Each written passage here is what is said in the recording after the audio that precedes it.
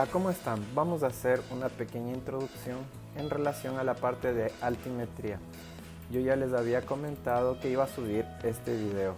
Básicamente, altimetría es una parte de la topografía que trata de los métodos e instrumentos empleados en el estudio y representación del relieve de la Tierra, o sea, las altitudes y las diferencias de nivel.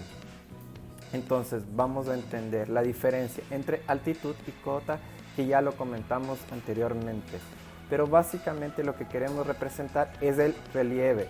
Otro nombre que tenemos para representar el estudio del relieve es la hypsometría. Continuemos.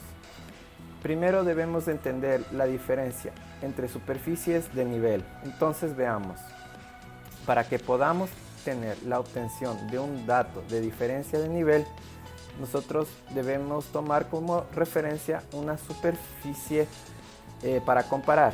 Esta superficie de nivel es un plano de referencia que es en donde nosotros vamos a implementar o instalar nuestro instrumento. Vamos a ver nosotros aquí, por ejemplo, el punto B. Nosotros ponemos aquí nuestro instrumento en el punto B y tenemos una superficie de nivel. Esta superficie de nivel es el plano topográfico, que es aquel que va a surgir después de nosotros instalar el aparato, el instrumento en el primer punto e iniciar nuestro levantamiento. Nosotros creamos una superficie de nivel. Miremos, ¿cuál es el problema? Los levantamientos topográficos trabajamos aquí como si fuese plano, pero sabemos que nosotros tenemos la superficie que tiene la Tierra, que vamos a decir que es un poco esférica. Después ustedes van a ver en otras disciplinas que realmente la representación de la Tierra no es tan simple. Nosotros tenemos básicamente dos modelos: el geoide, que es una superficie considerando el mar en reposo, el mar entrando a los continentes, y también nosotros sabemos que la Tierra es achatada en los polos, y de esa forma surge la elipse, que va a ser llamado como elipsoide, que es una forma de representar el achatamiento de la Tierra. Pero bueno, vamos a dejar eso. Esto era solo para recordarles que la Tierra tiene todo ese problema de esfericidad. Bueno, continuemos. Nosotros tenemos dos tipos de superficie de nivel: real o verdadera, con la diferencia tomada del nivel medio de los mares. Nosotros tenemos aquí el mareógrafo en La Libertad, que es nuestro punto de partida, es nuestro nivel de superficie real.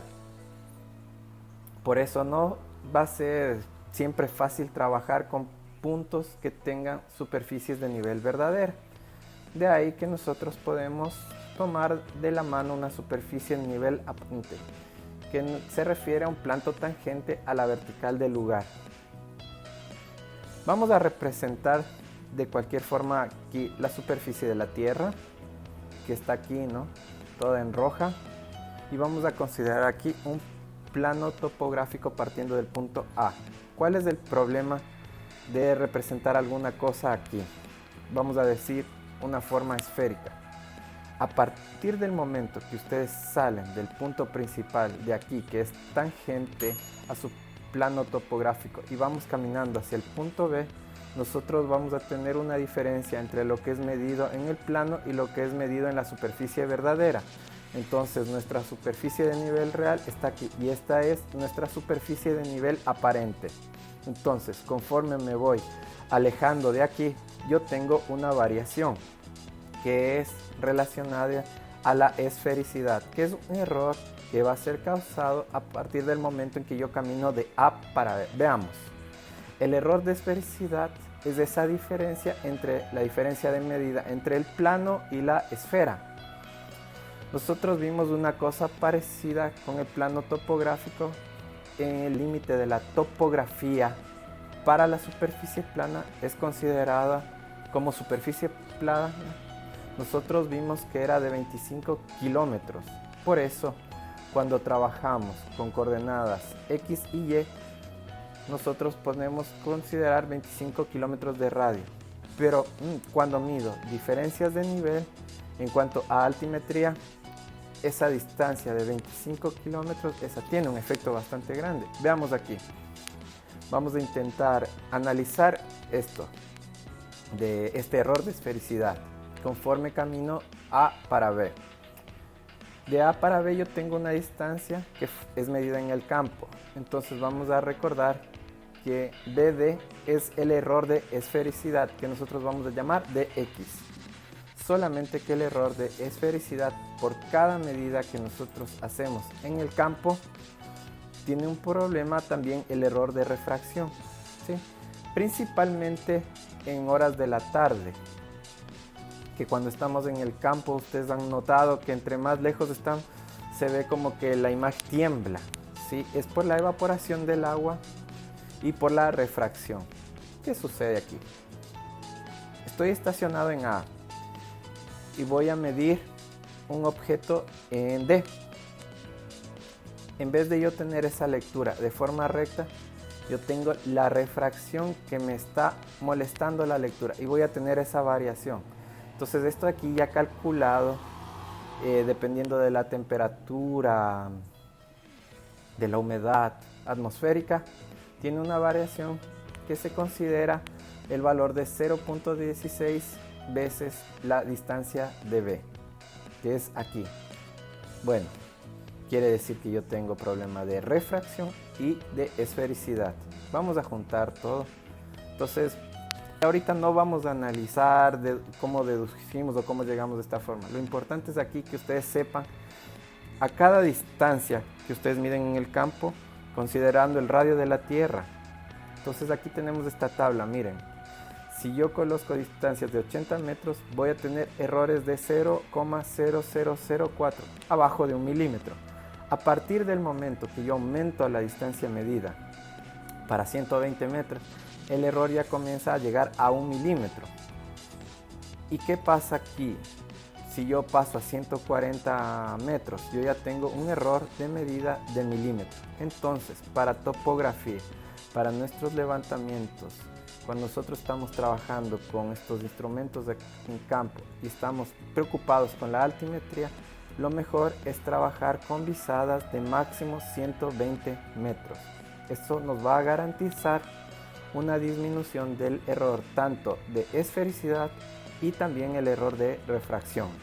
Entonces, cada momento que nosotros vamos a hacer una lectura en el instrumento, es importante que la regla o tal vez una estación total y el prisma, ¿no?, puede estar alejado desde nuestro punto de estación hasta el punto medido, no más allá de 120 metros, porque si no vamos a tener un error de refracción y esfericidad en nuestras medidas de altimetría. Como la parte de planimetría, nosotros teníamos un límite de levantamiento topográfico para las coordenadas X y Y, establecimos 25 kilómetros para disminuir las distorsiones en las áreas. Para altimetría nosotros tenemos que tomar cuidado. Dentro de ese levantamiento de 25 kilómetros, nuestras medidas no pueden ser mayores de 120 metros. O sea que si estamos caminando en una poligonal base o en una radiación, nuestro punto de interés, tenemos que tener mucho cuidado en no pasar esta medida de 120 metros. Si nuestro levantamiento es plani-altimétrico, es importante que siempre que nosotros vamos a medir X, Y y la diferencia de nivel, calcular esta diferencia de nivel, nuestra coordenada Z, esta distancia no debe ser mayor de 120 metros. Porque si hacemos lecturas mayores vamos a tener un error. Entonces, básicamente nosotros vamos a trabajar con algunas definiciones. Altitud es una variación de diferencia de nivel del mariógrafo de la Libertad, ¿sí?, y con cualquier otro punto de la superficie aquí en Ecuador. Con el mariógrafo de la Libertad, nosotros podemos considerar que si caminamos 100 metros hacia adentro del continente y verificamos que tenemos una diferencia de nivel de 30 metros, podemos decir que tenemos una altitud de 30 metros. O sea, nuestro nivel de referencia, nuestro punto de referencia de altitud, pasa a ser el cero del mariógrafo de la Libertad. Bueno, Cuando no tengo o no puedo partir de un marco geodésico del IGM que consta la latitud, la longitud y la altitud referencial al mareógrafo de la Libertad, yo necesito una cota, o sea, yo establezco un punto inicial que va a ser mi superficie de nivel de referencia y a partir de eso comienzo a medir mis diferencias de nivel y poniendo un valor de cota arbitrario, o sea, lo que ya hemos venido haciendo en nuestra materia a partir de nuestro punto estacionado, ¿no es cierto? Sí, que le hemos puesto cota 100. Recuerden, este valor es arbitrario, puede ser 100, 200, 500. El truco aquí está en no tener valores negativos, en que las cotas no tengan valores negativos. Las diferencias de nivel que serán calculadas a partir de las diferencias de cota pueden ser positivas o negativas. Si son positivas, significa que usted está subiendo en el terreno. Si son negativas, quiere decir que usted está descendiendo en el terreno. Entonces usted hace una relación entre una cota y otra. Si tú tienes altitudes, haces referencia entre las altitudes. Vamos a ver con calma esto, ¿sí? Entonces nosotros tenemos nuestros mapas plani-altimétricos que son en base al mareógrafo de la Libertad. Nuestros mapas del IGM, ustedes van a tener altitudes. Para quien nunca vio un mapa plani-altimétrico, es compuesto de una escala, ¿sí? Uno para 50.000 por aquí. Y nosotros tenemos otros levantamientos más detallados, por ejemplo en escala 1-10.000. Entonces, detallado significa que vamos a tener mayor número de puntos de observación. Es como que si yo estuviera dando un zoom en mi área, detallando esa información. Mira entonces, en cuanto a la escala 1 para 50.000, la equidistancia entre las isolíneas de altimetría son de 90 metros. En un mapa de 1 para 10.000, que es el caso que nosotros tenemos aquí, la equidistancia verticalmente de las isolíneas de altimetría son de 5 metros. Isolínea de altimetría es esta línea roja que aparece aquí en el mapa. Esta línea roja de aquí, mira, esta se denomina como isolínea porque iso igual o altitudes del mismo valor. Entonces en este caso esta isolínea vale 520. Significa que la altitud aquí en este punto es de 520 metros arriba del nivel medio de los mares. ¿Por qué yo estoy hablando de eso? Porque yo tengo como referencia el mareógrafo de la Libertad. Una cosa importante que ustedes deben notar aquí, si esta distancia es mayor, significa que la declividad, o sea la inclinación aquí es menor.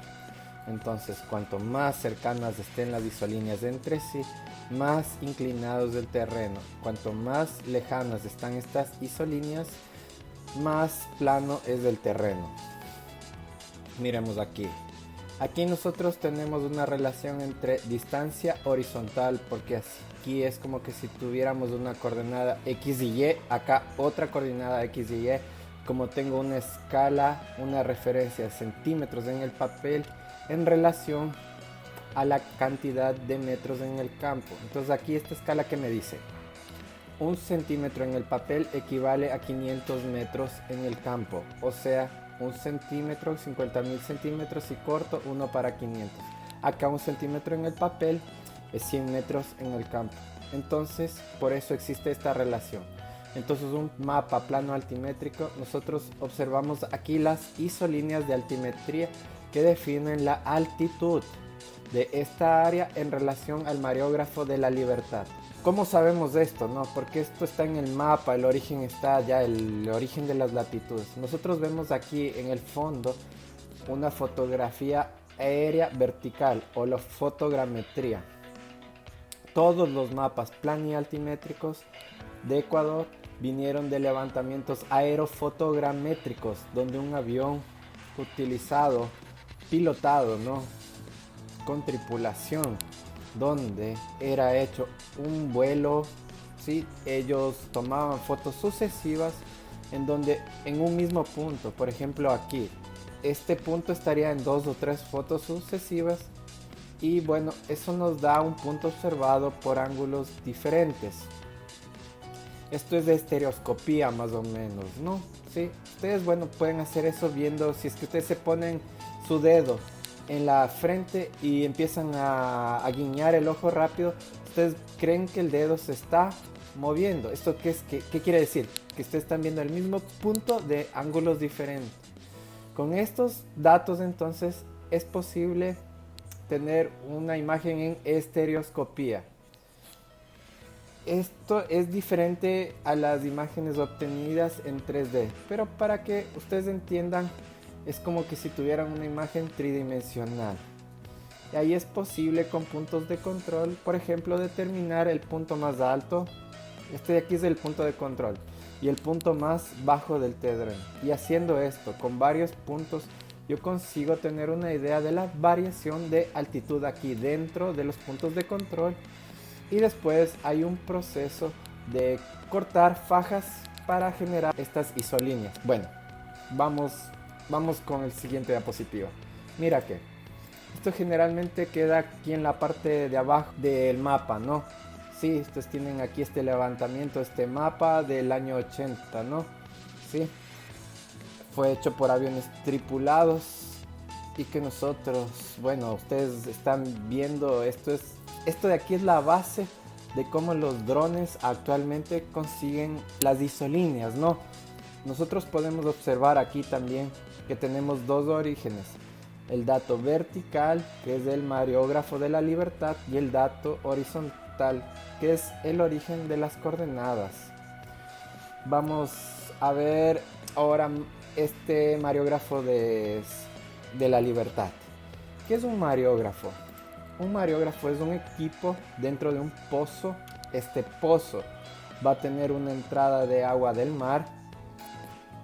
Y bueno, aquí tienen una membrana que evita la entrada de cualquier tipo de contaminación, ¿no? Y lo que hace es que ustedes consiguen medir en este pozo la variación de las mareas, generando aquí un registro a lo largo del tiempo. El promedio de estas variaciones de la mayor marea y la menor marea me va a dar lo que nosotros llamamos nivel medio de las mareas. Este nivel medio de las mareas se atribuye con el valor 0 de altitud. Bueno, ¿qué es de hecho? A partir de este valor 0 es de hecho un nivelamiento geométrico compuesto. Nosotros vamos a aprender eso. Y todo esto es traído para dentro del ecuador las altitudes. Este nivelamiento geométrico compuesto que vamos a aprender fue utilizado para colocar las bases de referencia de altimetría. ¿Se acuerdan de los marcos geodésicos que han puesto el IGM? Ellos son traídos por ejemplo, del Mareógrafo de la Libertad. Normalmente fueron traídos por el ejército, estas altitudes. El Mareógrafo de la Libertad empezó a funcionar en 1948 y la variación de las mareas tiene una lunación, que es la variación de la luna de 29 días. Bueno, nosotros tenemos dos cosas para conversar aquí con calma, ¿sí? Pero bueno, vamos a ver esto, ¿no? ¿Recuerdan que nosotros podemos considerar la Tierra como un geoide? Que es una superficie en donde el mar está en reposo entrando a los continentes por la atracción de la luna y del sol. O sea, es una forma de establecer una figura de la Tierra lo más próxima, lo más cercana a la figura de la Tierra. Y la otra forma es la elipse. O sea, porque la Tierra es achatada en los polos. Entonces tenemos que cuando trabajamos con un tipo de equipamiento o otro tipo de equipo, sí, nosotros podemos tener una altitud en relación al elipsoide o una al geoide. Entonces generalmente el nivel de los mares genera el dato vertical. Sí, estas diferencias de nivel fueron hechas por el Instituto Geográfico Militar. Cuando estoy yo trabajando con topografía con nivelamiento geométrico compuesto, nosotros estamos viendo las altitudes ortométricas. Ella viene del nivel medio de los mares. Cuando nosotros trabajamos con GPS, ustedes o vemos altitud elipsoidal, que tiene una variación. Esta es la superficie de la Tierra real. Este es el geoide, que tiene una ondulación geoidal, ¿sí? Puede ser en unos lugares más, en otros lugares menos, en relación de los mares, de acuerdo a cómo se encuentra en la superficie terrestre. Y tenemos la elipse. Entonces miren, tenemos una diferencia entre el geoide y la elipse, y el geoide y la superficie terrestre. Entonces la altitud obtenida por el GPS es H minúscula y la altitud obtenida por la topografía es H mayúscula, y el N es nuestra ondulación geoidal. Entonces yo consigo calcular la una o la otra yo con la variación geoidal, midiendo la diferencia entre la altitud ortométrica y altitud elipsoidal. De esta manera podemos calcular la una o la otra. En topografía nosotros vamos a trabajar con ortométrica. Entonces nosotros partimos de un marco geodésico determinado por el IGM. Entonces básicamente lo que nosotros tenemos en los mapas plani-altimétricos es una altitud ortométrica. Y en nuestros levantamientos de topografía nosotros vamos a tener un punto de referencia, un plano topográfico, una cota de referencia. Pero es importante que ustedes sepan que cuando ustedes parten de un marco, ustedes tienen la altitud ortométrica. Y si ustedes estuvieran trabajando con el GPS, ustedes van a tener una altitud elipsoidal, ¿sí? Entonces, sepamos diferenciar lo uno de lo otro. Básicamente, hasta es chévere utilizar cuando es un plano vertical que nosotros estacionamos aquí, ¿no es cierto? Y generamos un plano. Entonces nosotros vamos a tener aquí en la superficie, en el plano que es tangente, áreas que están arriba o áreas que están abajo de este plano topográfico. Y aquí mira, nosotros vamos a trabajar con cotas. Sí, nosotros aquí tenemos una cota 100, por ejemplo. Acá subimos 20 metros, aquí es cota 120, aquí bajó 10 metros en relación al plano, tiene una cota 90, la relación es 30 metros, ¿no? Sí. Bueno, pero vamos a ver aquí de nuevo lo que es la parte de altitud. Básicamente, la topografía, nosotros vamos a tener coordenada X, Y y altitud Z. Entonces, mire, esta de aquí, que es lo que nosotros estamos haciendo, el levantamiento plani-altimétrico. ¿Cómo es que son hechas las isolíneas de altimetría? ¿Sí? ¿Se acuerdan que nosotros hablamos de ese modelo 3D? ¿Sí? Nosotros en el modelo 3D conseguimos ver esto. Tenemos el punto más alto conocido y el punto más bajo conocido. Y de ahí es solo cortar en planos sucesivos con equidistancia vertical conocida. En nuestro caso, en este ejemplo va a ser de 5 en 5 metros. Es como que si yo cortara aquí un plano de 5 metros y genero una isolínea. Voy a cortar otro plano aquí, miren, 10 metros encima. Genero otra isolínea. Voy a cortando plano a plano y generando isolíneas de altimetría. ¿Qué yo considero aquí? Que esta inicial, todo esto de aquí está 5 metros arriba del plano de referencia. Esta está a 10, esta está a 15 y esta está a 20 metros.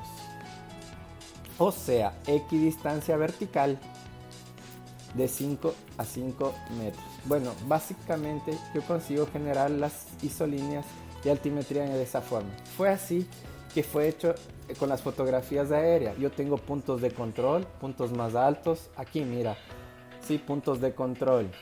Y voy recortando esto, ¿sí? A cada 5 metros, a cada 10 metros, a cada 20 metros, dependiendo qué. Va a depender del número de controles que yo tenga en el terreno. Aumento el número de controles y consigo tener un mapa más detallado, un mapa para 10.000. Yo disminuyo el número de controles y voy a tener un mapa poco detallado. Por ejemplo, un mapa 1 para 50.000. ¿Cuál es el truco de la fotografía aérea? Estos puntos de controles pueden ser X, Y. Miren, aquí tenemos la coordenada X y Y, o sea que está georreferenciado. Si está georreferenciado, aparte yo de medir las altitudes, las diferencias de nivel, yo puedo medir las distancias horizontales, ¿ok? Bueno, vamos a hablar ahora de cota, una vez que ya hablamos de altitud. Miren, nosotros vamos a ver este ejemplo aquí, ¿no? Incluso ya trabajamos un poco en la primera parte de la materia con el levantamiento planimétrico, ¿no? Cuando vimos la lectura de los retículos superior, inferior, altura del instrumento, a pesar de que nosotros estamos tomando un azimut para calcular coordenada X y Y, nosotros también conseguimos obtener el ángulo horizontal y la distancia por los retículos. Si yo coloco el valor del ángulo cenital, yo consigo tener las diferencias de nivel. No solamente el ángulo cenital, no hay que tomar la altura del aparato y también el retículo medio, ¿no? Y las fórmulas trigonométricas o taquiométricas. Entonces yo consigo obtener las diferencias de nivel. Mira entonces, vamos a pensar que yo estacioné aquí en el punto 1 mi instrumento. Aquí pasa mi plano topográfico, mi nivel de referencia. Aquí es el 0. Ahí yo hice mis medidas para el punto 2 y observé que la diferencia de nivel fue de 2 metros. Hice la medida para el punto 3, fue de medio metro. Para el punto 4 fue de 2 metros 70. Observen, yo no moví el aparato, el instrumento, o sea, esto fue irradiación. El punto de referencia pasa a ser el mismo para todos los puntos. Bueno, nosotros cuando trabajamos con 0, 0, nosotros asumimos un valor de cota. Por ejemplo, cota 100 o por ejemplo cota 500. ¿Qué es lo que yo hago? Sumar todos estos puntos a 100. Entonces aquí tengo 100, 102, 100.5, 102.7. Yo puedo tener las cotas. Un levantamiento topográfico, altimétrico, lo que ustedes hacen en el campo es tomar el azimut y la distancia, consiguiendo plotar todos los puntos X y Y, sola que a más de pegar el azimut y la distancia, ustedes van a tener también el ángulo cenital, el retículo medio y la altura del instrumento. Significa que para cada punto que ustedes van a ver, que ustedes van a obtener el dato, además de obtener la distancia y el azimut, es posible calcular la diferencia de nivel. Con las diferencias de nivel, atribuyéndole los valores de cota, como ya hicimos en nuestra clase, nosotros conseguimos atribuir valores de cota para cada punto. Y ahí yo consigo hacer un levantamiento plani-altimétrico. ¿Cómo? Yo voy a enseñarles eso después, hacer una interpolación generando aquí isolíneas de altimetría. Bueno, yo voy a hacer esta interpolación mediante una triangulación y a partir de esta triangulación yo voy a enseñarles cómo calcular estas isolíneas. Sí, esto vamos a aprenderlo durante estas próximas clases, ¿ok? Esto se lo hace a partir de 2 puntos. Imaginen que yo tengo una cota aquí, una cota aquí, una cota aquí. Esto genera un triángulo. Yo tengo esta distancia, yo tengo esta distancia y tengo esta distancia. Distancia, diferencia de nivel, distancia, diferencia de nivel. Yo consigo calcular dónde va a pasar la cota llena. Sí, vamos a ver qué es cota llena. Es la isolínea de altimetría. ¿Sí?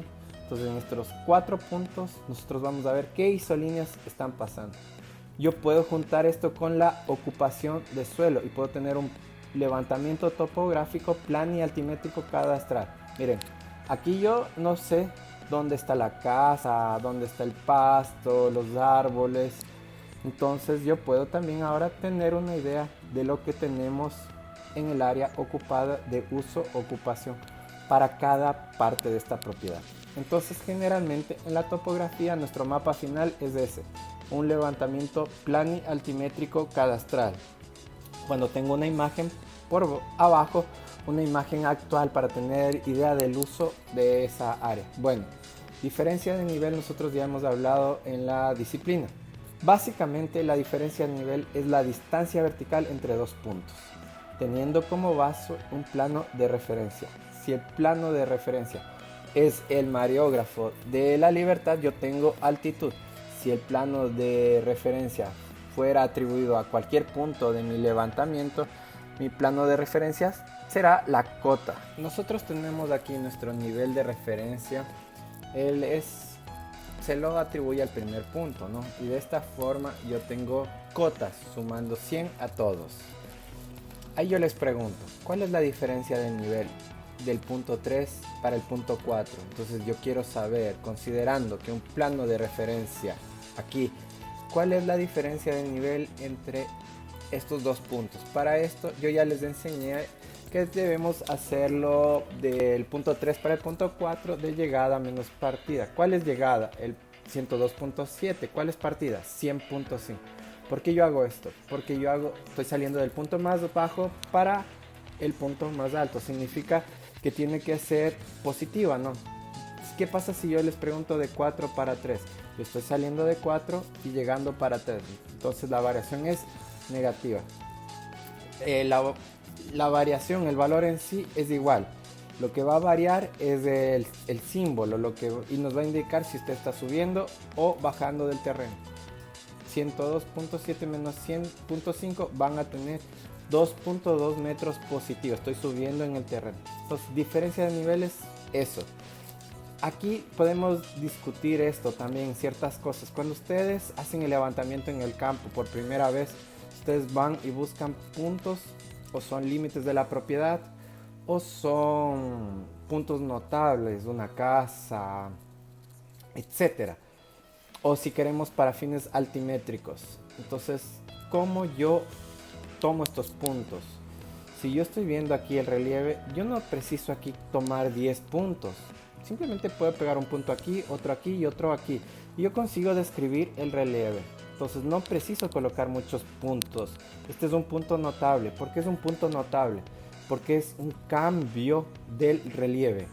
Yo estoy subiendo y en un momento determinado yo empiezo a descender. De esta forma yo voy a tener una variación del relieve. De la misma forma, si yo miro de 3 para 4, yo también tengo puntos notables. Entonces, cuando vamos a hacer el trabajo en campo, para hacer altimetría, ustedes no van a tomar 500 puntos para un área pequeña. Ustedes tienen que ver la variación del relieve. Si la variación del relieve es pequeña, 1, 2, 3 puntos representan en el plano, se representan en el plano. Si la variación es muy grande, ahí sí precisamos de más puntos para poder describir este relieve. Vamos a ver esto con más calma, pero es un truco que se les está enseñando ya ahora, ¿no? Bueno, tomamos diferencias de nivel, generamos cota y generamos isolíneas. Y así nosotros vamos a verificar diferencias entre otros puntos que no medimos necesariamente. Entonces vamos al campo para obtener coordenadas y diferencias de nivel entre estos puntos. Transformamos esto en cota y después generamos isolíneas. Y con estas isolíneas generamos, por ejemplo, diferencias de nivel o mapas de declividad. Vamos a ver un poco en esta presentación también de esto, ¿no? Cómo yo calculo una diferencia de nivel con isolíneas. Vamos a ver este ejemplo. Un pedazo del mapa que vimos anteriormente y vamos a ver cómo podemos ver la diferencia de nivel. ¿Cuál es la diferencia de nivel entre este punto y este punto? Si nosotros sabemos que la diferencia vertical de este es de aquí, es de 5 metros, significa que la diferencia de nivel es 5 metros.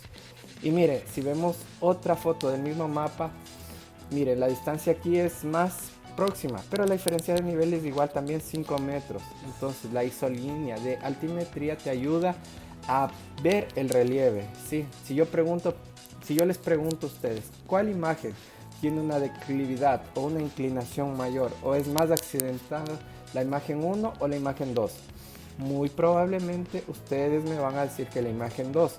Cuanto más cercanas estén las isolíneas, mayor inclinación tiene el relieve. Cuanto más lejanos están las isolíneas, más plano ese relieve.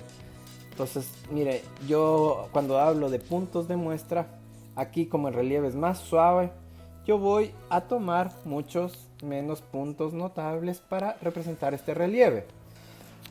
Todo lo contrario acá, yo voy a tener que colocar más puntos para representar un relieve más accidentado. Esto es un detalle que nosotros vamos a ir aprendiendo con esta clase. La altitud aquí nos va a dar directamente la diferencia de nivel haciendo una lectura manual de las isolíneas en la carta. Bueno, ¿qué es la declividad? La declividad es una relación que existe entre la diferencia de nivel y la distancia horizontal y puede ser expresado en grados o en porcentaje. Vamos a ver en grados. ¿Qué sucede aquí? Yo tengo aquí del punto 3 al punto 4 una variación de nivel de 100.5 a una cota de 102.7. Esta variación de nivel tiene una relación entre distancia horizontal y la diferencia de nivel, que es dada por este triángulo, ¿no? Por ejemplo, esta inclinación me da una inclinación de esta superficie. Miremos entonces. El punto 3 para el punto 4. Yo tengo una distancia horizontal de 15 metros y una variación de nivel de 2.2 metros. Cuando expreso esto en grados, yo tengo aquí un triángulo rectángulo y aquí miren, yo tengo un ángulo. Este ángulo lo vamos a llamar de alfa y ya sabemos hasta cómo lo calculamos, ¿no? Cateto opuesto sobre catete adyacente me da tangente de alfa, ¿sí? Bueno, hacemos este cálculo y hallamos el valor de alfa. Hacemos el arco tangente y vamos a tener el valor de alfa en grados. Y vamos a tener la inclinación de esta rampa en relación a este ángulo. Entonces 8 grados, 20 minutos y 38 segundos. Y esto es muy grande la inclinación, grande, pequeña. Cuando yo hablo con grados parece poco, 8 grados.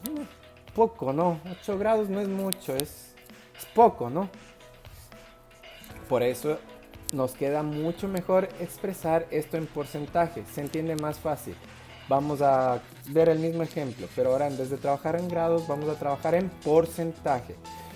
Hay una relación entre diferencia de nivel y distancia horizontal, vamos a hacer lo mismo, solamente que ahora la vamos a llamar declividad en vez de tangente de alfa, ¿no? Que es igual a la diferencia de nivel dividido para la distancia horizontal por 100. Veamos entonces, 2.2 dividido para 15 por 100 va a dar 0.14, perdón. Si yo lo multiplico por 100, tengo casi 15% de declividad. ¿Qué significa 15% de declividad? Significa que si yo camino 100 metros en esta recta, yo voy a subir o a descender en este terreno 15 metros. En este caso, voy a subir 15 metros. Eso ya te da una idea, porque encima del 15% de declividad yo ya tengo peligro de tumbamiento de máquinas. Imaginen un tractor trabajando, ¿no? ¿Qué va a pasar aquí? Ustedes tienen un peligro de tumbamiento, un peligro de volcamiento, ¿sí? Por encima del 15% ya tienen un riesgo de tumbamiento, ya están en el límite. Pero si ustedes miran 8 grados, no parecía mucho, ¿no? Pero miren, ya en porcentaje ya nos da unas declividades que nos da ciertos impedimentos para el trabajo agropecuario, ¿no? Aquí en porcentaje nos da más, nos deja ver mejor esto, ¿no? Bueno, y cuando estoy trabajando con altitud, ¿es posible calcular la declividad? Mira, con la misma fórmula podemos calcular, porque yo sé que la diferencia de nivel entre las dos isolíneas es de 5 metros. Sí, porque yo sé que la distancia vertical es de 5 metros. Yo tengo una escala, significa aquí que 1 centímetro del papel equivale a 10.000 centímetros en el terreno. Si yo transformo esto para metros, yo voy a tener 1 centímetro equivale a 100 metros. Si yo mido esto con una regla en el mapa, por ejemplo, yo puedo obtener el valor de 1 centímetro. Entonces, a pesar de estar ampliado aquí, cuando ustedes miden en el mapa, esto representa 1 centímetro en el papel, que en el terreno, de acuerdo con la escala, me da 100 metros. De la misma forma, yo puedo medir acá y por la escala yo mido 0.3 centímetros. En el papel, si multiplico por la escala, voy a tener 30 metros. Recordando, si 1 centímetro vale 3 metros, 0.3 equivale a X y ahí yo voy a calcular 0.3 por 100 y esto me va a dar 30 metros. ¿Por qué? Porque tengo una escala. Entonces la escala del mapa me ayuda a obtener estas distancias horizontales. ¿Qué hago yo esto? Pues lo pongo en la fórmula, ¿no es cierto? Sí. Voy a ver aquí el primer caso. Como la equidistancia, la diferencia de niveles de 5 metros en 100, yo voy a tener una declividad de 5%. 5% es el límite entre suave y ondulado. Sí, ya vamos a ver más adelante esto, ¿no? de 5 a 10% es ondulado, ¿no? Estamos en el límite de lo ondulado, ¿no? Ya vamos a ver esto un poquito más adelante, ¿ok? Esto hay muchos libros que yo les he recomendado para leer. Ustedes pueden consultar estas declividades. Bueno, y para 0.3 centímetros, vamos a ver, ¿no? Recuerdan que cuanto más lejanas las isolíneas, más plano. Recuerdan, y más cerca las isolíneas, más inclinación. Veamos con la misma diferencia de nivel. Miren aquí, ¿cuánto me da? Me da 16.66%. Pasa aquel límite del 15%. Pasamos ese límite. Es evidentemente que esto es un ejemplo, ¿no? Para que ustedes aprendan a calcular la declividad. Pero, pregunta, usted hizo aquí todo en porcentaje. ¿Puede hacer en grados para ver cómo se hace? Sí, puedo hacer, ¿no? 5 dividido para 100 y encuentro el arco tangente y me da 8 grados. 5 para 30 me da arco tangente también, ¿no? 8 grados y 9 grados. Ven que no se consigue llegar bien esta diferencia. Por eso es que la declividad trabajamos con porcentaje. ¿Dónde usamos esto? Básicamente cuando nosotros tenemos un plano plan y altimétrico, nosotros trabajamos en el SIG utilizando esta misma fórmula de porcentaje, esta variación aquí entre las isolíneas. O sea, yo calculo la declividad para cada punto aquí y después yo hago un corte de fajas, ¿no? ¿Qué es lo que yo hago? Cojo un corte de 0 a 3% y pinto en el color azulito. Esto es más plano. Bueno, de 3 a 8%, pinto en este color más verde. ¿Qué predomina en este mapa? El verde claro, que es de 8 a 20%. O sea, yo consigo determinar para una área grande toda la variación de declividad que se encuentra aquí, o sea, el relieve. Este mapa, el nombre correcto, es carta clinográfica, ¿ok?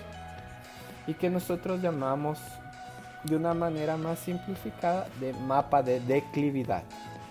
Ok, este es solo un ejemplo de lo que nosotros podemos hacer cuando tenemos las isolíneas de altimetrías en el SIG. Bueno, vamos ahora a hacer unos estudios de caso para que ustedes entiendan el potencial, por qué la altimetría es importante en la agricultura, en la agropecuaria, ¿no? Una de las principales cosas que nosotros conseguimos ver es la erosión. La erosión es un problema serio, ¿sí? Para los pastos, para el manejo del suelo, ¿no? Esto comienza con la historia de una gota de la lluvia, ¿no?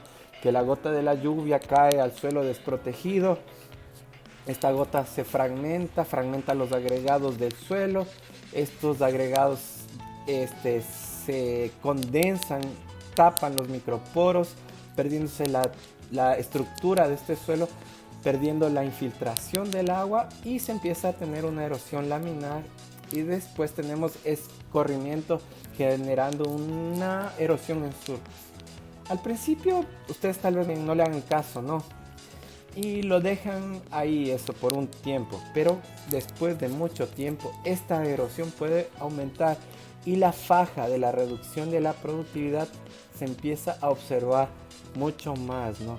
Sí, estamos trabajando con agricultura de precisión y toda esta variación de pérdida de biomasa, pérdida de productividad, se está viendo que está relacionado con la erosión. A pesar de que trabajamos con poco movimiento de suelo, etcétera, nosotros vemos siempre que sucede esto, la erosión, ¿no? Va a buscar el punto más bajo el agua, ¿no es cierto? ¿No? Podemos decir que aquí no se tuvo mucho cuidado, no se tomaron medidas conservacionistas y mira lo que sucede. Mira lo que sucedió aquí, ¿no? Esto es en el Coca. Esto es del Coca, es lo que nosotros vimos de estas noticias que han estado saliendo en Coca Codo Sinclair, cuando no se ha tenido ningún cuidado con la erosión. Y miren lo que sucede aquí. El agua busca el local más bajo, ¿no? Dentro de la superficie busca los lugares más bajos, generando así este mayor potencial de arrastre. Noten aquí también que, bueno, se puede notar aquí también que este suelo va a ser una textura arenosa, sí, va a tener una textura arenosa. Este suelo arenoso, por ende, tiene mayor facilidad de erosión. Por eso tenemos mayor problema de erosión, ¿ok? Bueno, mira aquí. La fotografía aérea nos puede mostrar también. Si vemos aquí la foto anterior, ustedes tienen aquí algo profundo, pero no tan grande. Entonces, mira, si ustedes tienen un canal que es profundo y no es tan ancho, es un tipo de textura más arenosa. Y si ustedes tienen un canal más ancho y no tan profundo, es un tipo de textura arcillosa. Entonces podemos observar aquí que casi no se notan estas isolíneas, ¿no? Sí, estas crestas. Aquí es un drenaje, es para donde el agua está escurriendo. Siempre que el agua escurre del punto más alto al punto más bajo, las isolíneas tienen esta pequeña cresta para arriba. Siempre que yo estoy en la parte más baja, para la parte más baja, mira aquí, observen aquí esta carretera. La isolínea tiene una cresta para abajo. ¿Por qué yo hablo para abajo y para arriba? Porque aquí es el punto más alto. Este de aquí es un dique, es un divisor de agua. O sea, ¿qué pasa? Si llueve aquí, una parte del agua va para acá y otra agua va para acá. ¿Quién va a captar esta agua? El drenaje. Como yo sé que este sistema de drenaje, porque tiene unas curvas hacia arriba en estas isolíneas, mostrando dónde está el drenaje. Miren, acá es evidente, las curvas ya no son tan sutiles, las curvas son bien puntiagudas, ¿no? Mostrándome aquí un hueco, o sea, el drenaje. Y aquí también miren el drenaje aquí, mostrando, evidenciando el drenaje. Aquí tenemos un drenaje grande, ¿no? Miren, aquí tenemos un río en la parte más baja. De nuevo, dique, curva para abajo, muestra divisor de aguas. Esta calle está aquí, en todo el dique. ¿Por qué colocamos aquí? Para evitar que cuando llueva mucho yo pueda todavía andar en estas carreteras, ¿no? Y aquí yo tengo los divisores de agua en donde yo tengo los canales que captan el agua, o sea, los drenajes. Curva hacia arriba, drenaje. Curva hacia abajo, dique. Miren aquí este dique grande, ¿no? Aquí tenemos una calle para acá, otra calle para acá. Normalmente las calles son utilizadas en las partes más altas para evitar el acúmulo de agua cuando llueve. Bueno, ya tienen una idea de declividad, ¿no es cierto? Entonces aquí, al tener esta idea, ustedes se dan cuenta que esta parte es más plana. Aquí es más alto y aquí la declividad es mayor. Si vamos a recrear este monte, nos podemos dar cuenta que tiene una declividad mucho más fuerte que acá. Entonces aquí se pueden ver la forma de relieve. Esto es lo que nosotros estudiamos, ¿no? Si la vertiente es plana completamente, yo voy a tener un potencial de arrastre para erosión mucho más grande. Si la vertiente es mixta, yo voy a tener un mayor potencial, disminuye la velocidad del agua, aumenta velocidad, disminuye velocidad. Yo voy a retener un poquito más de lo que voy a escurrir. Cuando ustedes hacen plantaciones con curvas de nivel, la idea es eso, asegurar el agua, ¿no? Sí, intentar disminuir la velocidad del agua. Cuando el área es cóncava, yo tengo un área de deposición. Cuando yo tengo convexa, yo tengo un área de infiltración y un área rápida. ¿Cuál de estas vertientes será mejor? Depende del tipo de suelo, pero siempre se recomienda mejor la mixta. Si ustedes miran aquí, yo tengo la mixta aquí. Yo tengo una parte alta descendiendo rápido. ¿Qué es que yo hago? Yo coloco isolíneas de altimetría. Yo hago una plantación en nivel para intentar asegurar más el agua, ¿no? Bueno, esto netamente es conservación de suelo. Observando las isolíneas podemos darnos cuenta dónde es convexa, dónde es cóncava, y esto va a depender del espaciado que hay entre las isolíneas. Vamos a ver más adelante que se nos va a hacer mucho más fácil entender esto. Bueno, otra cosa que podemos hacer con la parte de altimetría, lo de levantamiento plano y altimétrico, es trabajar con ecuación universal de pérdida de suelo. Bueno, porque ¿qué es la ecuación universal de pérdida de suelo? Sí, vamos a ver aquí en la ecuación. Es un cálculo hecho entre cuánto pierde de suelo en toneladas por hectárea, y para eso tenemos el R como erosividad de la lluvia, K factor erodabilidad del suelo. Vamos a ver que hay suelos que son mucho más fácil que pierdan suelo, ¿no? Hay suelos que son más resistentes a la erosión, y esto tenemos un factor K. Ahí tenemos también la longitud de la pendiente, o sea, L, o sea, la distancia entre las curvas de nivel, ¿no? De cuánto en cuánta se pone algo convencionalista, si es cóncava, mixta, ¿no? Sí, esto se tiene, ¿no? La longitud de la pendiente, el grado de la declividad de esa pendiente, todo esto viene de la parte de altimetría. Y el factor de uso y manejo. Es diferente cuando ustedes trabajan en un cultivo anual, en un cultivo perenne o un pasto.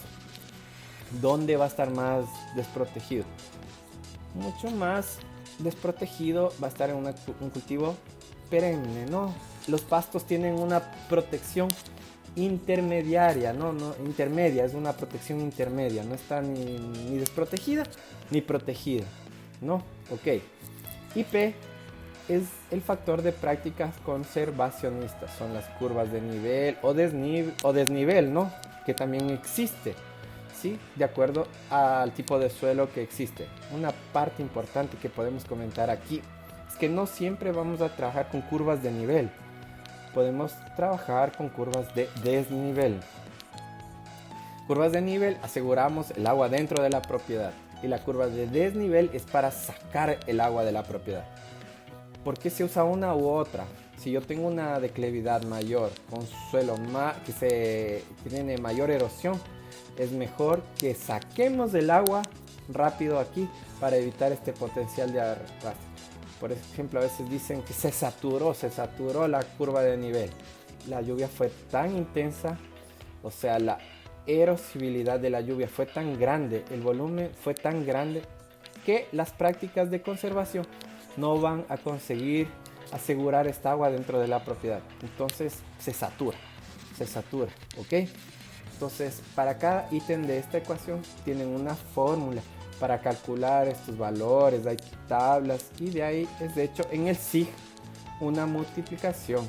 Esta multiplicación es como si yo cogiera cada plano de información, ¿sí? Cada capa de información, RLS, KC, IP, ir multiplicando, y voy a generar la pérdida de suelo, toneladas por hectárea. Si yo calculé la pérdida, yo tengo que saber lo que es tolerable. Para suelos profundos existe una tabla que hasta 12 toneladas por hectárea es permitido. Para suelos menos profundos se permite 6 toneladas por hectárea, ¿no? Esto es netamente manejo de suelos. Bueno, esto es para que tengan una idea de lo que es tolerable, ¿no? 12 toneladas es tolerable para suelos profundos. ¿Por qué yo les digo esto? Porque miren, se calculó aquí para una microcuenca entera la pérdida de suelo. Miren, todo lo que está en la parte azul está en las partes más planas. Es drenajes donde hay vegetación.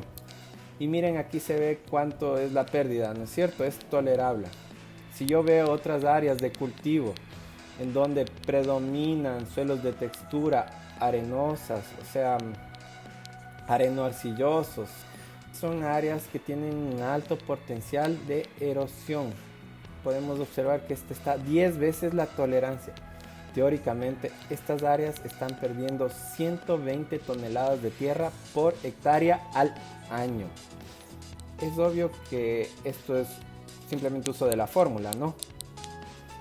Ahí mejorando, sin quema de la vegetación, otras prácticas conservacionistas, yo puedo disminuir esto, ¿no? Pero bueno, miren, lo importante aquí es ver en qué yo puedo aplicar mi levantamiento altimétrico, ¿no?